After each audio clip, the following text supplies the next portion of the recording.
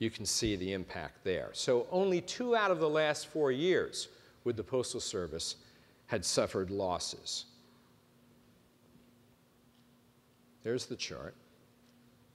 Now, we call this colossal errors by Congress in creating that pre-funding payment at the scale that it did. It would have been much better to have knocked that out over the course of 40 years, much smaller, more manageable payments. But there's a second error that's occurred. And this doesn't deal with retiree health benefits. It deals with retiree pensions. The Postal Service contributes to all of your pensions, whether you are in CSRS or in FERS, right? The magnitude, the size, the exact number of what it has to write each year in its check for pension payments gets determined by the Office of Personnel Management. In 1970, when the Postal Reorganization Act got passed, all of those Post Office Department employees moved over to the Postal Service. Up to that time, the federal government, the Department of Treasury, had been making those contributions. For pensions, after 1970, it became the responsibility of the Postal Service, in part for those former employees of the Post Office Department. OPM began at that time, and it was actually the old Civil Service Commission, but OPM continued from 1978 onward to calculate how much the Postal Service had to pay using methods of calculation that have been examined by actuaries. Actuaries, as you know, are the experts about pensions. Those methods are out of date. They aren't consistent with general accounting principles and have screwed the Postal Service during that time, over the last 40 years, over those employees that moved from the Post Office Department over to the Postal Service. How much? By as much as $50 to $75 billion. The kind of chicanery that OPM has been involved in with regard to numbers and payments is as abominable as what we saw on Wall Street and Lehman Brothers 2 years ago and the whole derivatives crisis. It's the kind of practice that none of us as Americans should be proud of.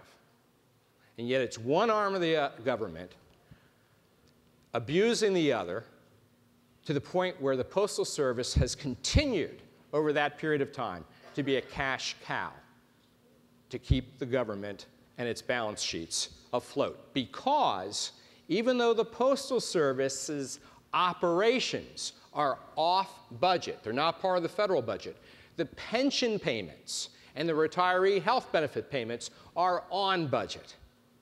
So that money helps to relieve the appearance of a deficit in the overall budget, or at least reduces the size of the deficit. Now, this isn't the only time that OPM has screwed up. Take a look at page 6. And as I suggested to the state legislative chairs last evening, that when you're looking at the behavior of somebody and whether you have questions about it, you look at that instance in the facts, but then you also look at past behavior and whether there are motives and whether there are tendencies there that suggest what you were thinking about that original behavior as to whether maybe they line up with the whole field of behavior over the last couple of decades. As we say here, as incredible as it may seem, there is a long history of repeated miscalculations by the Office of Personnel Management of the Postal Service's pension obligations, resulting in billions of dollars of costly overpayments by the Postal Service into the Civil Service Pension Fund.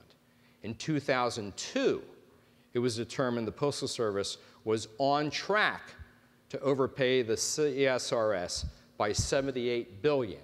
Congress stepped in then and corrected that error.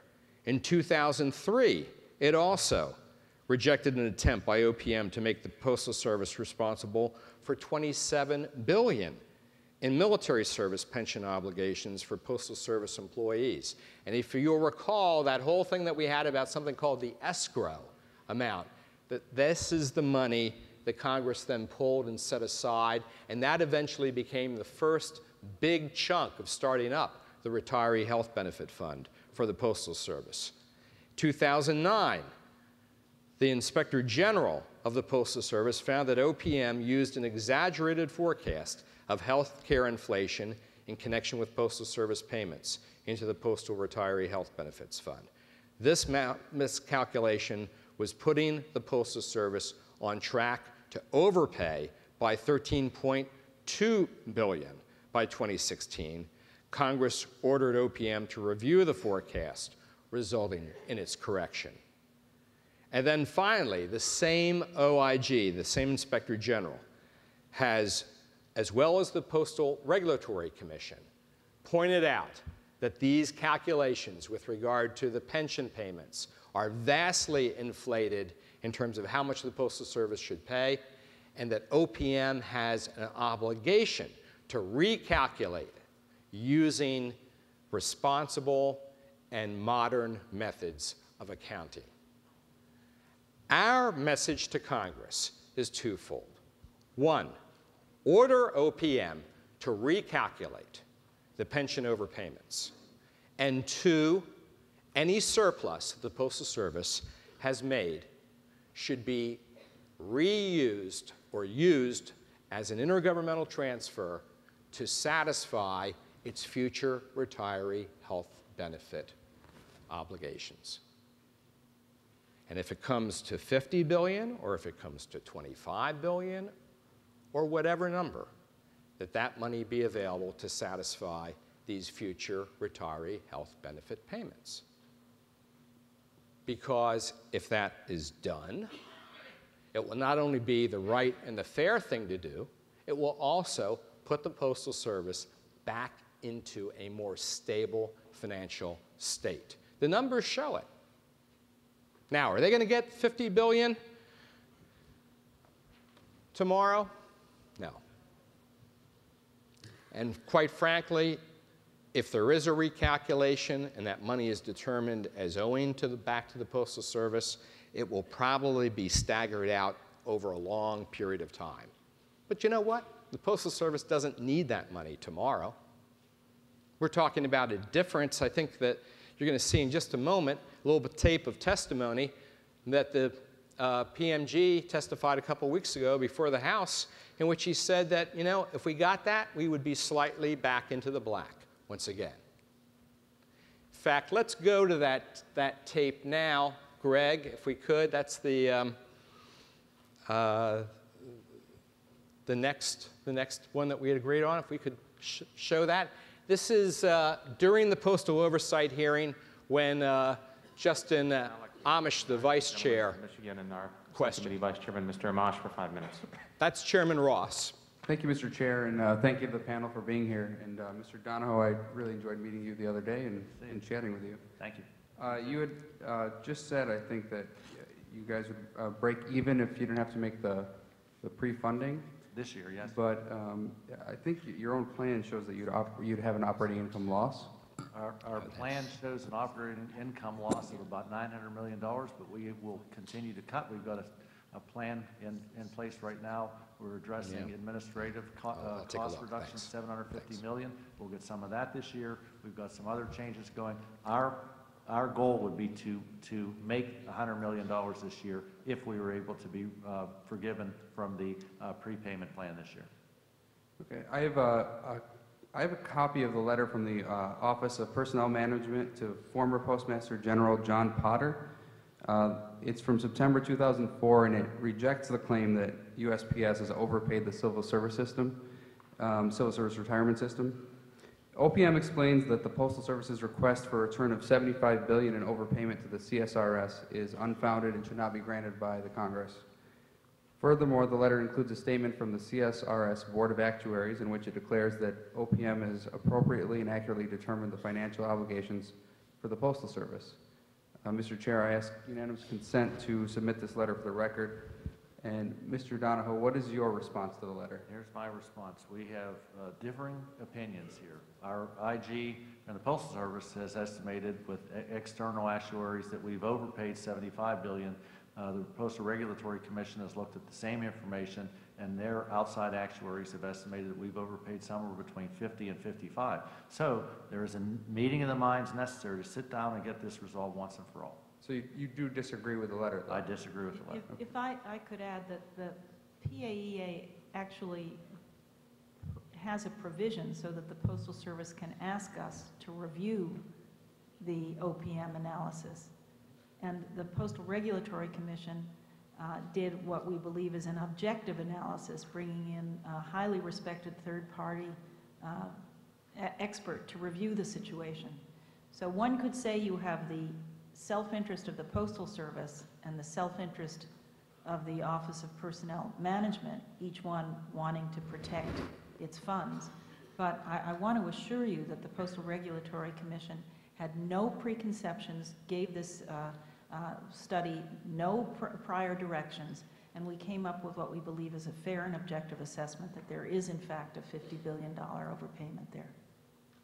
And without objection, the letter so referenced is entered in the record. I have a question for Mr. Herr as well.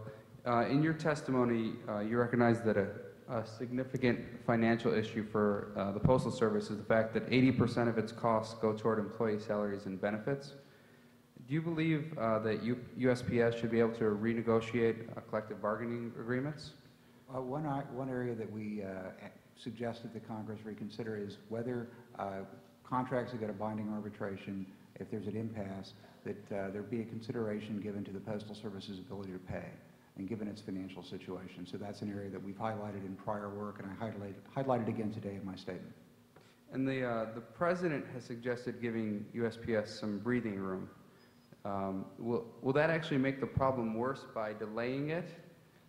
I would say that one of the things we've been on the record is saying that the Postal Service needed some short-term relief for this retiree health care benefit payment. We've been saying that for 2 years. This would be a third year. I think this is really the time we are at the statutory debt limit to make some hard decisions about what this organization is going to look like going forward.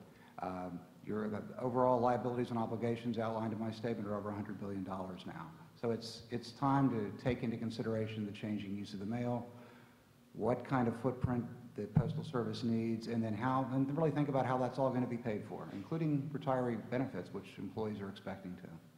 Thank you all for your testimony. I yield back. Thank you. Okay, thank you. I didn't do a very good job in setting that up.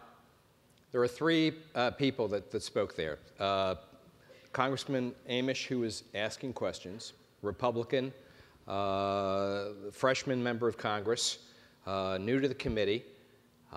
The three witnesses, of course, you knew the Postmaster General. And then the second, the woman, some of you, I'm sure, recognized her.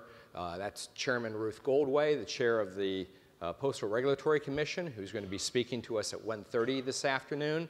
They're the group, the PRC determines rates, oversees the Postal Service, employed an independent actuary to come in, review, determined that there was this $50 to $55 billion overpayment. And then the third witness was from the Government Accountability Office, which is the watchdog agency for the Congress that oversees government management for them as an independent auditor. Phil Hare is the director of their Postal Review branch, and he's the guy who said, as we've been saying, look, these incremental steps that have been taken over the last couple of years, you pull a little bit of the $5.5 billion off, put it to the end of the line, that's okay for 1 year, 2 years. It's time now to restructure the payments and deal with it comprehensively. And that's our message. Stop kicking the can down the road. Let's deal with this once and for all. Now, where do players stand on this? Well, not entirely where we would hope they would. By that I mean that the White House has been scared off on this issue by claims that the Republicans, particularly Mr. Issa, made that dealing with this problem and moving the money from the retirement fund over into the retiree health fund will add to the deficit. Now, why will it add to the deficit? Because if you're pulling money out of the Civil Service Retirement and Disability Fund to the tune of $50 to $55 to $75 billion, that counts against the deficit. That counts against the total amount of the Treasury's funds, and it subtracts those. You move it into the Retiree Health Benefit Fund, that'll add to the deficit, and therefore the administration doesn't want to be implicated or accused by the Republicans as creating, quote, this bailout of the Postal Service. It ain't a bailout. It's correcting a mistake, and that our budget rules should provide for an exemption to be able to take care of that kind of a situation, given the massive consequences it has upon the vitality and the stability of the Postal Service.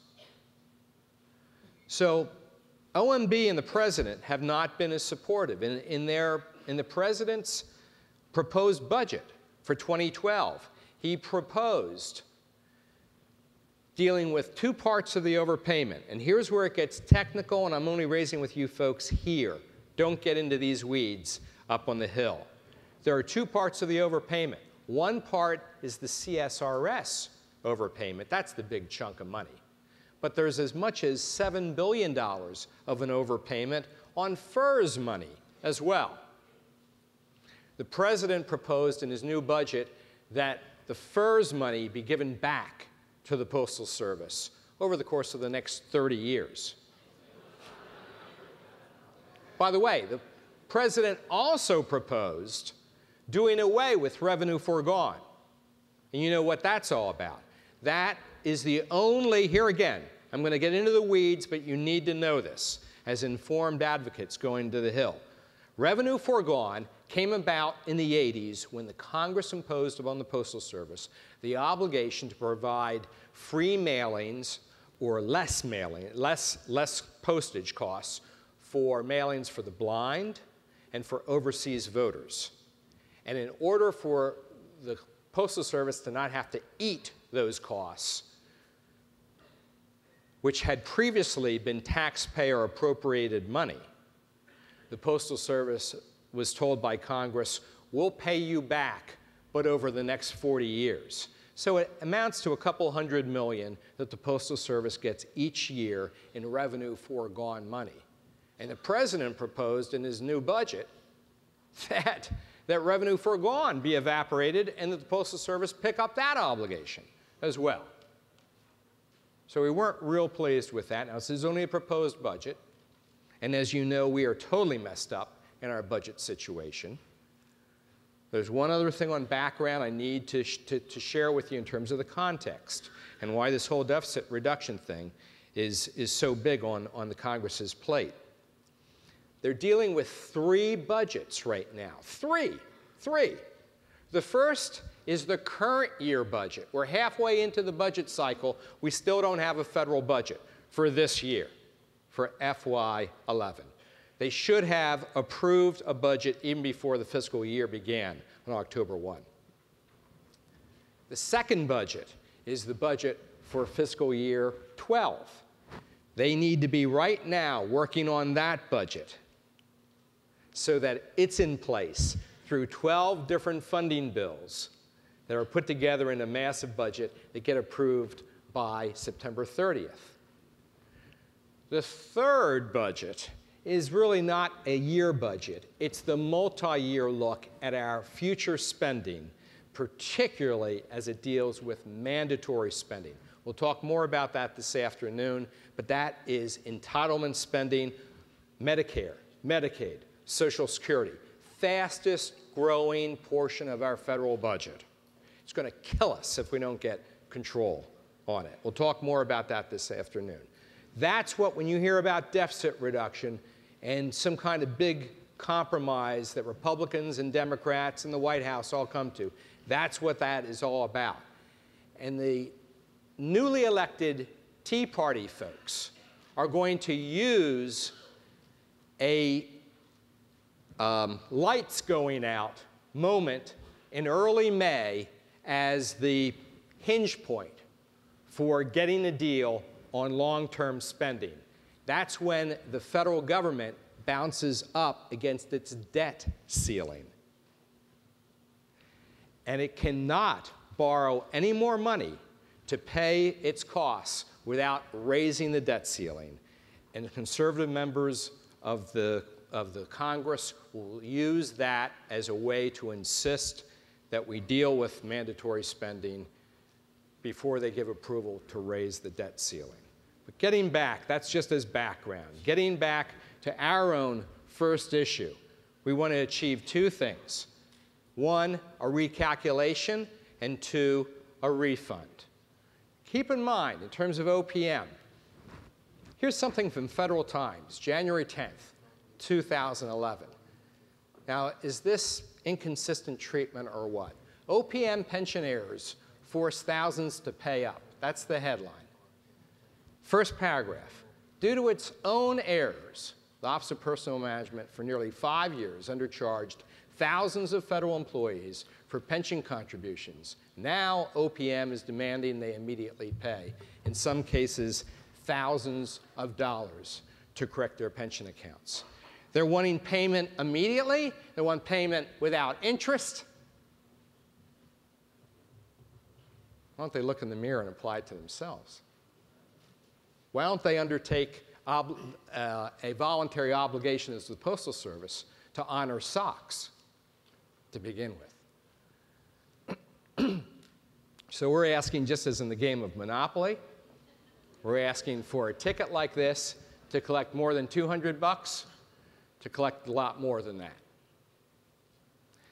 We're run out of time in terms of moving on to issues 2 and 3. We'll deal with that after we finish up with the role play this afternoon, and we'll deal with issues 2 and 3. But the first issue is really at the heart of our agenda. And I hope this morning we've covered the nuts and bolts of your presentation and your understanding of it, and that if you have any further questions, we'll deal with those this afternoon, and we'll have time, certainly, if you'd like to come to the mic.